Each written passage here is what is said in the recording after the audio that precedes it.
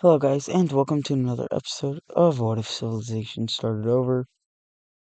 In the last episode, it's been weeks since I recorded, so I don't remember all what happened, other than the introduction of nukes. This is the one thing I do remember. I think there was also a proxy war or something down here, and these countries all joined up with alliances. So I hope you enjoyed today's episode. Make sure to like and subscribe, and let's get started. This is now episode 36 of the series. 36. So, start off, we will be on the nuke slayer. Right now, there are two nuclear powers in the world, Norway and Denmark. But the idea of nukes is kind of spreading around the world.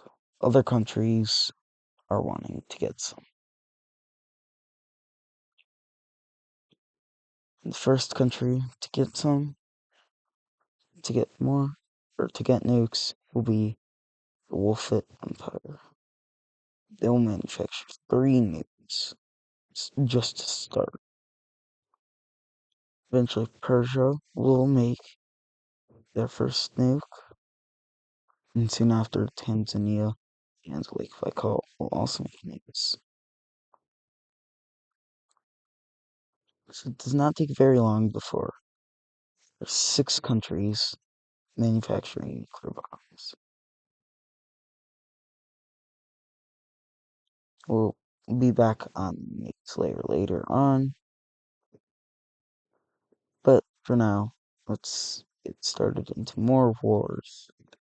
Everybody likes wars, right? I don't know. But we have a 3-way proxy war happening down in South America. It starts off as light blue, as blue country.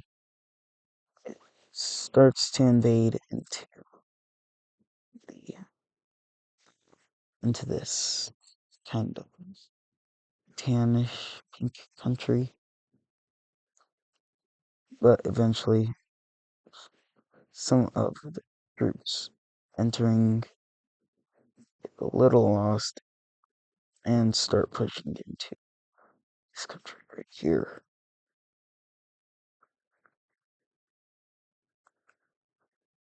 That instead of these two working together, they'll both be supported by different sides. This blue country here is being supported by Persia. This Central South American country is being supported by Lake Baikal, and this northern Argentine country is being supported by the Wolf Empire. Tanzania will not be getting in on this war, but as soon as the Wolf Empire gets troops down here, it does not take long at all for a major pushback against Persia. They don't do as well in the south, but then they start entering into the country, and it starts getting bad here.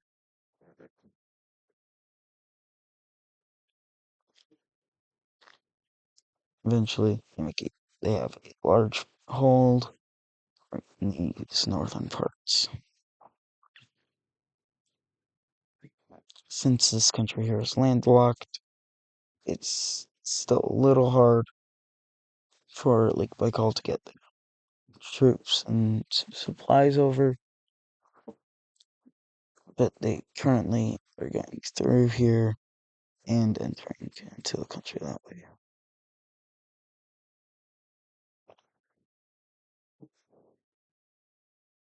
The planes are like, developing still.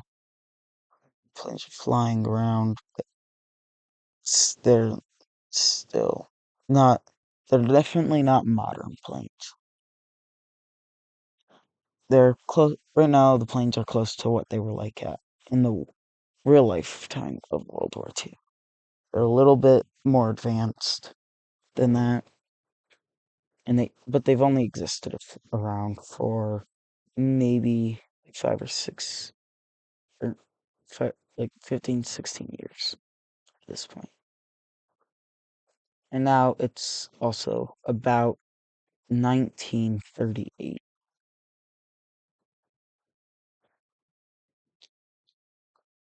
Uh, and then see more more Wolf Imperium troops entering into this country, and finally, after lots of fighting, we Lake Vicali troops, Lake Vicali troops will finally be able to push back and start the invasion of their own.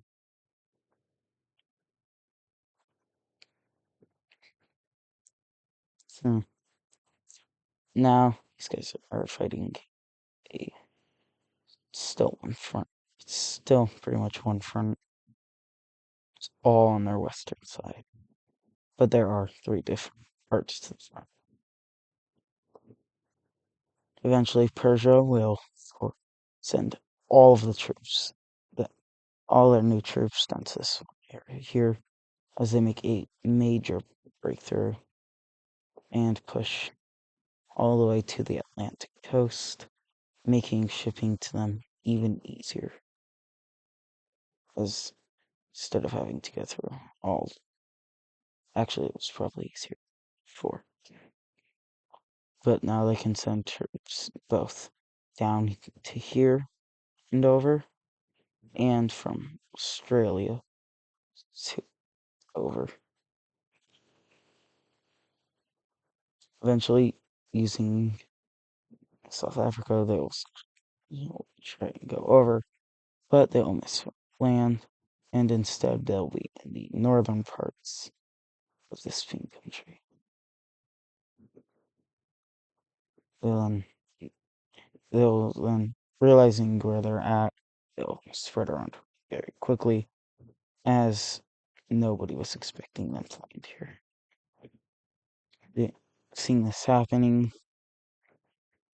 they see Lake Baikal sending in more of their troops. It's that way they can, when since Persia is distracted, they can get much more land. I've heard this for this country. The Wolf Empire will also do the same thing, except they're sending troops to currently help these troops.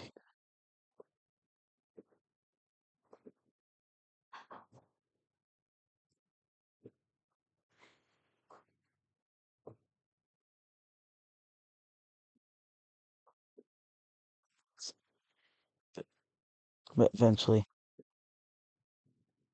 Persia will have this very tiny bit of land left, as Wolf Imperium troops are just much stronger, more advanced, and just better generally.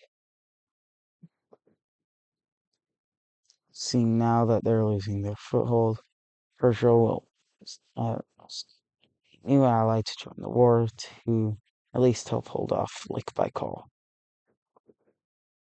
And that will be this dark red country right here. They do share a very small border with North Argentina.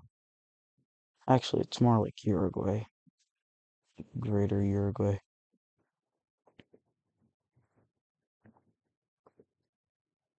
But they will send in troops quickly, and those troops will enter into Uruguay.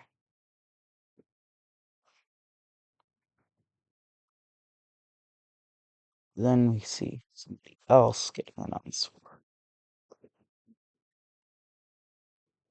And northern Brazil will invade it too. Far eastern Brazil, it's just a ton of Brazils. North Brazil, Central Brazil, Far East Brazil, Southeast Brazil. It's a lot of Brazils. And speaking of a lot of Brazils, Southeast Brazil will then start a invasion as well, sending their troops into this dark red country. These two countries here are pretty close with each other, so once Persian troops started invading down here using this country, it these guys started to launch an attack. These three countries here are pretty close. This country is just extremely weak.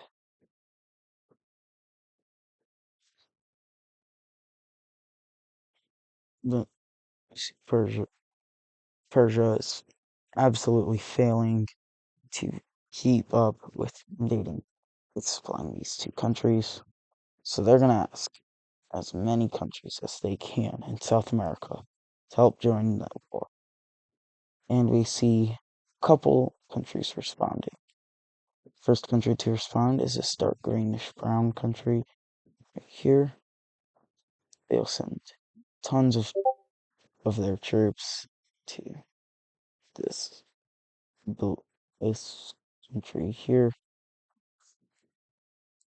into Central South America. You then see them liberating parts of the northern areas here. Next, we see all three of these countries. It doesn't have capital, but we see all three of these countries are all launch an attack on Brazil. Starting off with Colombia, strongest of the three. Now we have to quickly take over much of the land.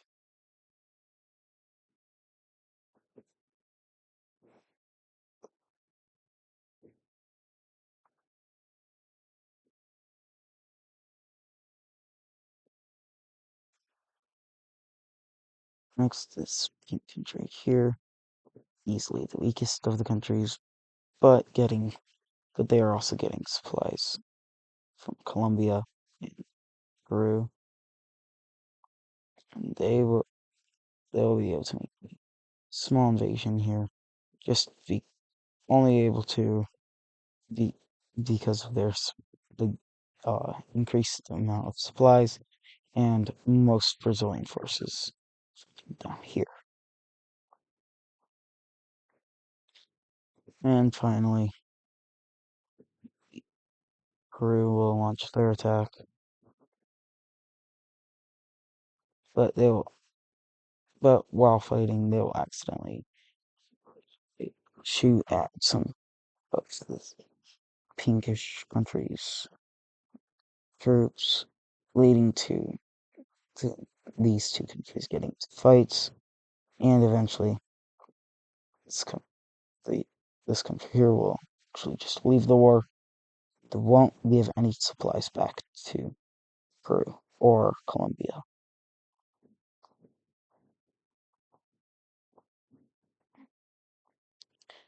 Same is happening.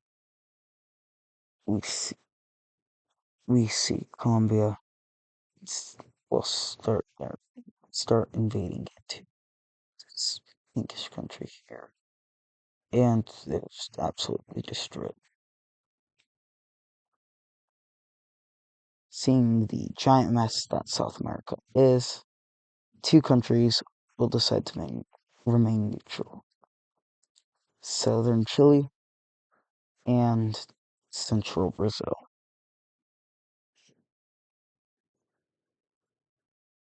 Brazil will be seeing the forces invading from uh, from the west, be forced to move out much of their troops, which will even which even leads to them being invaded.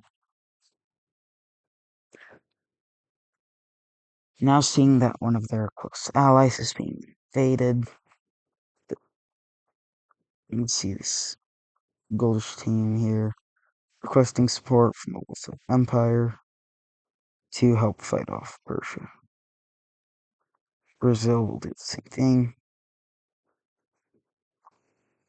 And we see Wolfit Imperium troops storming into Brazil and central Brazil, northern Brazil and central Brazil.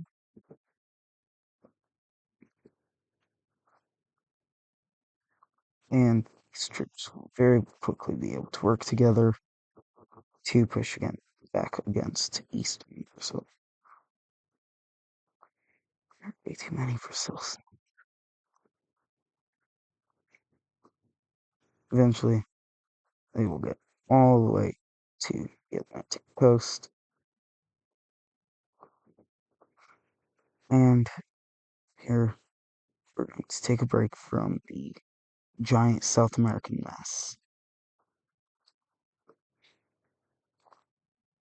Instead, we will come back onto the nuclear, where we see a couple new countries gaining.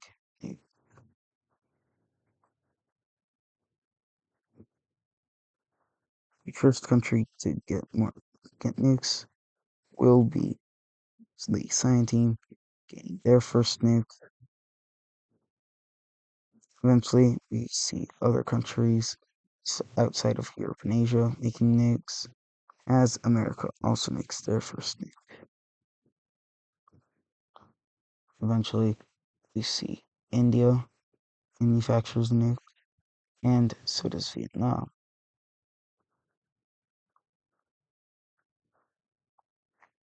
And the biggest surprise for the world is we see northern Brazilians not making a nuke, still announcing they have one.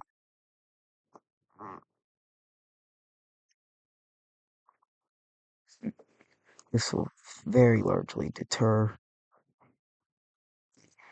uh, the first of the Colombians and the Brazilians from getting into nukes. Now to update countries that already had nukes. Denmark now will have 2 nukes. I'll make it making one more. Wolf Empire will now have 5 nukes, far outdoing any other country in the world. Tanzania will make 3. We see Big Baikal making 4 nukes,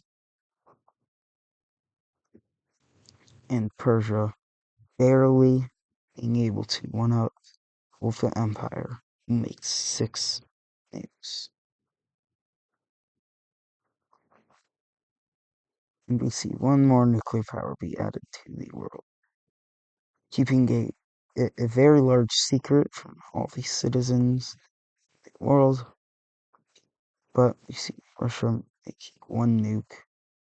Nobody else in the world knows about it.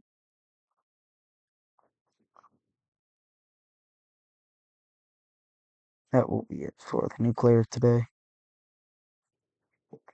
And let's get back to the proxy war down here.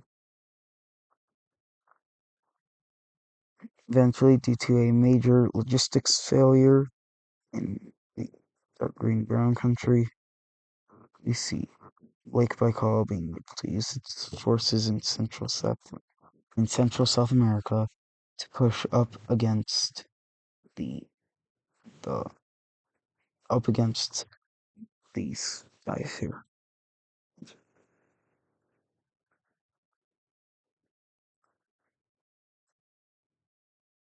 Next, we have them being able to fully recapture the northern areas uh, in Chile,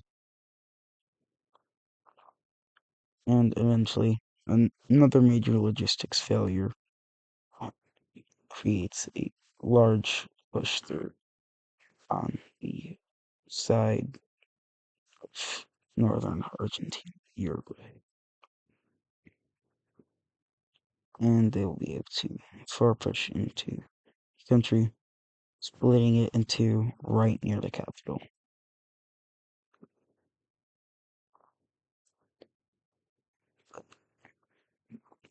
We have one last event happening this episode, and that will be these. These guys right here, very poor now, but there are other people who are extremely poor across this area, this general area. A lot of these countries are actually very poor. This is one of the poorest areas in the world. But the South Chinese country will unite with Taiwan to form. They'll form the start to the South Taiwan, to the South Chinese Union. Other countries will soon pitch into the idea, as we see this country here also trying to be fix it later. But that will do it for today's episode. If you enjoyed, make sure to like and subscribe, and I'll see you in